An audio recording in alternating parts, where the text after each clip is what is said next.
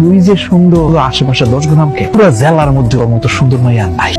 এই তোমার এই কটা থালা বাসন দিতে এতক্ষণ লাগে কে? এই ধরো, এই কাপড় কয়টা কাইচা দিবা, আর এই কাপড় কাঁচা হইলে বড়ি কাইটা ভাত বসাইবা। আপনারা তুমি কোনো বিবেক কাজ করে না? একবার দেখেছেন কাপড় দিতে, একবার দেখেছেন থালা বাসন দিতে।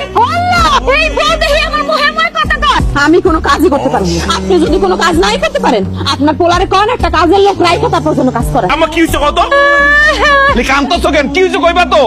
আমি খালি বউরে কইছি তাড়াতাড়ি রান্না বসাও, আমার বুকে যাইছে তাই কইছে। তুই একটা মিথ্যা কথা কইছেন, আল্লাহর গজব পড়বে আপনার উপর। আমি কখন আপনার গালাগালি করছি? কত বড় সাহস তুই আমার সামনে আমার মারি গালি গালাজ করস?